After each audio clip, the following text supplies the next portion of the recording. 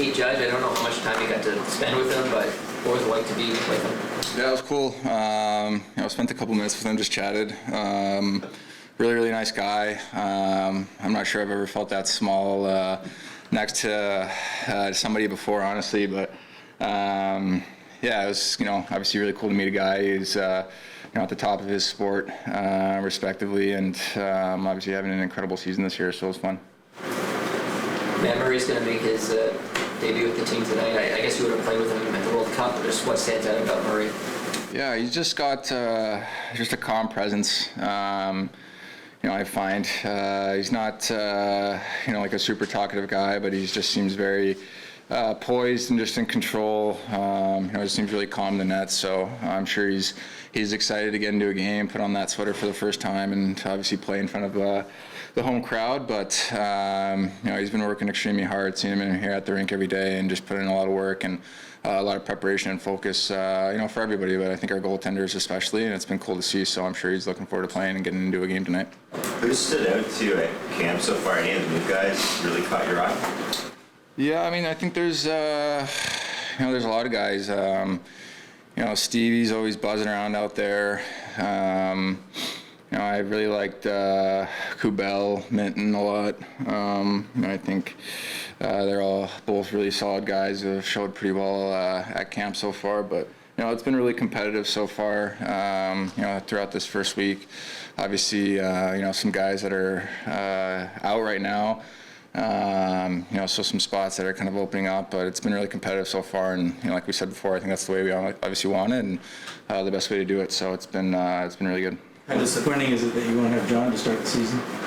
Yeah, he's a big part of this team, obviously. His presence in the locker room, his leadership, everything that he brings to the table on the ice and off the ice. So, we've been in situations like this before where we've had, key guys miss time, and I think it's a good opportunity for other guys to step in. And what did you think of Auston's pitch?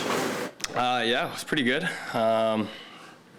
Me and Mike were talking about it. He was trying to compete to get on that mound, but looked as if Ace didn't want him to, or I guess now the pitchers don't really like when people go on that beforehand. So some pretty high heat there, but pretty well done. Auston was saying he's never felt so small standing beside Aaron Judge. What was it like for you to be in that presence? I think that justifies it pretty well if he's saying that, what I felt like. But, yeah, first off, just what a great guy he was. Spending time with us before that game. Probably about 5 minutes we're just talking about, his love for hockey, his love for sports, really, and everything like that. And he's a really kind guy, generous, and he's a big man. The trainer there was telling me we're size 17 boots, so when he was running the bases there, it looked a bit like clown shoes to me, but yeah. But no, what a great guy. Obviously what he's doing right now in that league is unbelievable. It was special to watch him. We were hoping maybe, we might got to see that breaking home run of his, but obviously, he's a pretty big threat at that plate, and he sees the ball very well, and he makes some great plays out there. So he's a bit of a hockey fan? Yeah, it seemed like it. I think being in New York, obviously what the city has there in sports is the same as here, so I think, I think those towns are kind of similar to ours, of the teams all respect each other and love watching each other's sports. So he was telling us he's gone out to a couple of Ranger games and loved the atmosphere and stuff like that. So I think he watched Auston a little bit last year too with his remarkable year and putting up 60. And they were the 60 club they were talking about all yesterday. So it was nice for me and Mike to be in the background of that one. What's the most starstruck you've been meeting an athlete from another sport? Athlete? I don't know. It's hard for me to think of all the people I've met now, to be honest. I've just been lucky enough to meet some really great people. Obviously, Justin Bieber's not an athlete, but that one's pretty remarkable. I listened to recently, music's kind of, listen to it every day on the rink as well. So I've been listening to podcasts recently, and the one I really like is Smart List with Will Arnett, who I got to meet here for a little bit a couple years ago with Jason Bateman and Sean Hayes. And I really like listening to those three guys. I think they're hilarious. They're a lot of fun. They've had a lot of great athletes on their podcast, some F1 guys. They haven't had any hockey guys, I don't think. They had LeBron on as well, but yeah, I remember that. I haven't listened to that one. I talk to Shandy a lot, so I don't need to. No, but yeah, that podcast I listen to a lot. But I mean, Judge is definitely up there. He's a unbelievable player in his sport. Just what he has done, what it seems like he could do in multiple other sports and play, it's pretty eye-opening. So I think that was definitely one of the top ones. How have you seen Alex grow since he's been here? Kerfoot? Yeah. In a lot of ways. He's like our little Swiss Army knife, I call him. He can play anywhere from top to bottom, well, center to wing, power play to penalty kill. He does everything really well in my eyes. It's always a lot of fun playing with him. He has a lot of great energy out there. He buzzes around. He goes in a lot of areas on the ice where his frame, can get tossed around a little bit, and he doesn't care. He just wants to go out there and compete with his teammates and have fun. And he's been a lot of fun to have around this locker room. He brings a great competitive edge every time he's on that ice, and he's never really down, I would say, no matter where he is in the lineup, where he's spotted. He comes in with the same energy, the same bounce he always has, regardless of his position, and regardless if you put him on the power play to penalty kill, he's ready to go out there and do whatever it takes to help us win games, and he's been a great piece of this team. Do you seem more comfortable now inside the group after like 3 years? I think he felt pretty comfortable after that first year, to be honest. I think if you talk to a lot of people in our dressing room, we're a pretty open group. It's a lot of yelling back and forth to each other from forwards to D and making fun of each other and having a good time. And I think on the road we have a really good thing of a lot of guys going out to eat together or hanging out together in hotel rooms. And, even if it's at home, a lot of us kind of live near each other, not too far from each other. So we're trying to organize dinners with everyone and all the wives, girlfriends. So it's, I got to hang out with him, especially in Europe this year for a little bit, and that was a lot of fun. So I think we have a really tight-knit group that you'll hear a lot of guys say, and we're pretty lucky to have that. Perfect, that much more personnel with John in for business. Yeah, definitely. Like I said, he's our Swiss Army knife. You can put him anywhere in that lineup, and he feels comfortable. So I'm sure it'll take maybe a period or so to get used to being back in that center role from being out of it for so long. But he adapts to a lot of things really quickly, and that's the thing that's pretty special about him. Mitch, Team Canada 72 gets honored because it's 50 years ago, and it's such a time difference between yourself and them. Was it something you had to learn more about as your life went on? How did it impact you, or did it impact you at all? Yeah, I would say it didn't really impact me. It probably impacted my father more. Honestly, I didn't really get taught it or anything or learned, so it's hard for me to speak on that. Out for 2 days for personal reasons. Hopefully good news. Can you share? Yeah, I just had some family business to do, so I was out for a couple of days, but everything is good, and yeah, I'm here. I'm happy to be back here. How's camp going for you? Yeah, it's been pretty good. Like first 3 days was really tough. Like we had to skate, and after that, a couple of practices and games, so that was pretty good. And now I just take a couple of days break, and I'm ready to compete again. How do you find it when there's a lot of people auditioning for spots on either side of you on the wings? Sorry, Arno? A lot of people trying out for spots on the wings on your wings. How do you find that process? Yeah, I think we have a lot of guys who can fit in the lineup. So that's good for the team and for us. So I think a lot of players can play there. What stands out to you about Nicolas Aube-Kubel? Yeah, he's pretty good player, very fast, and he's working hard. So I like those type of players. Were you sad to see Andre leave? Did you try and keep Kasha here in the offseason? Yeah, for sure. He's my very, very good friend, so I was a little bit sad that he left, but this is hockey, right? So this is business, and hopefully someday we can play together again.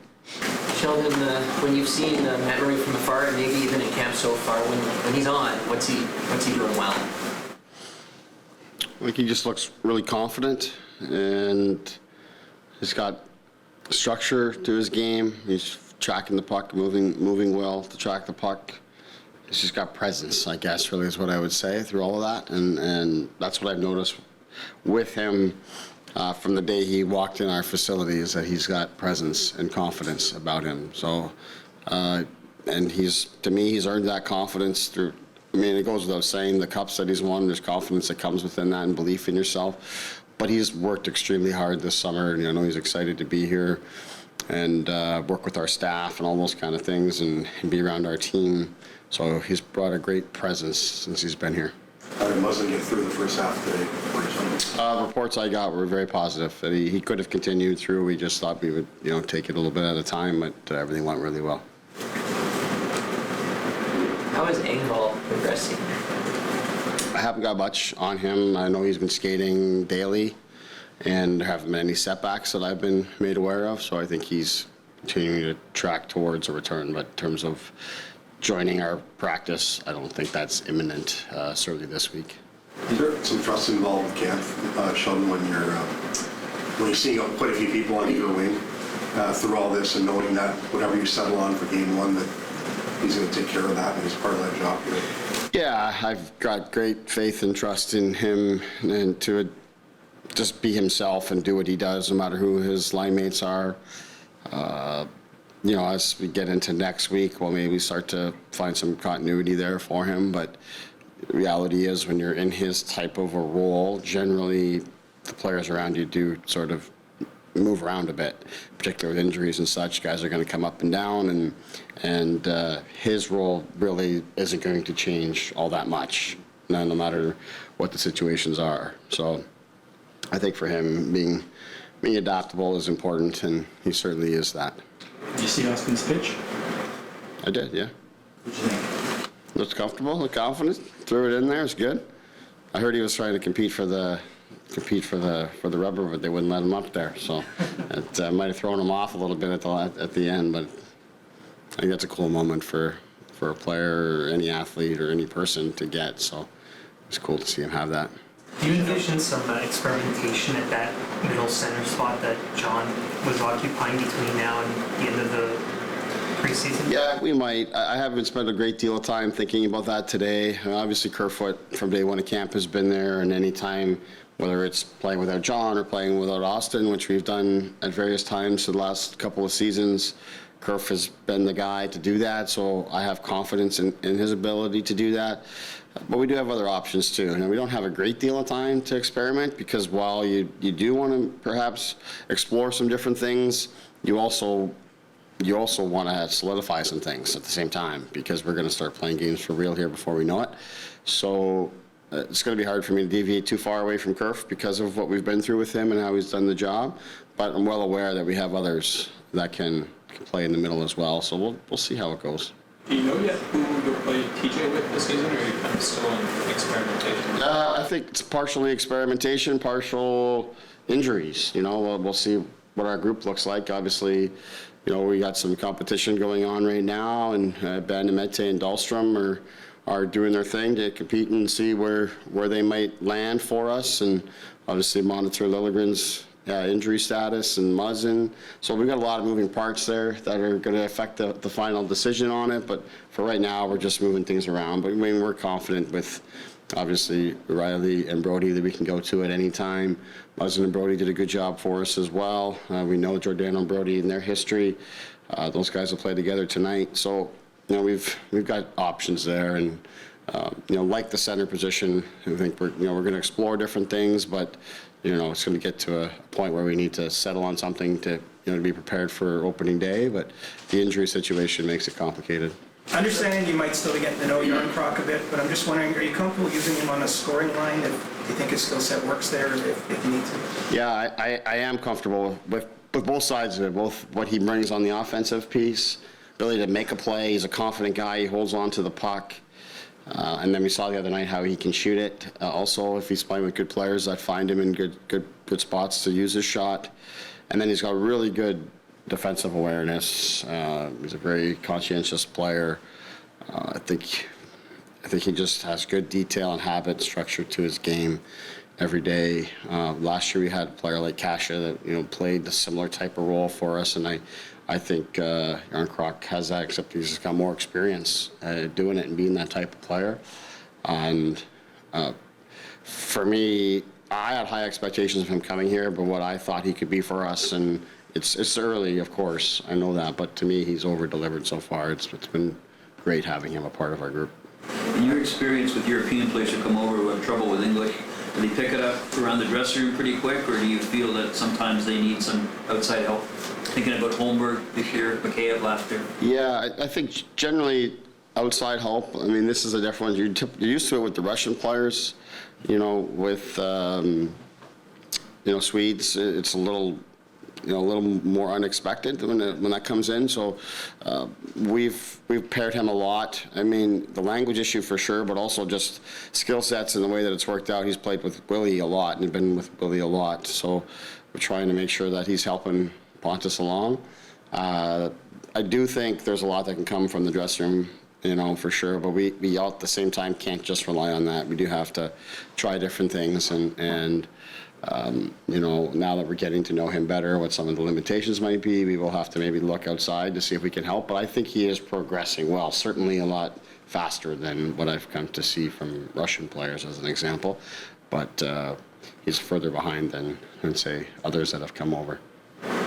Sheldon, I'm sorry if you've discussed this with local reporters here. I see that your preseason schedule is fairly light as far as actually preseason games.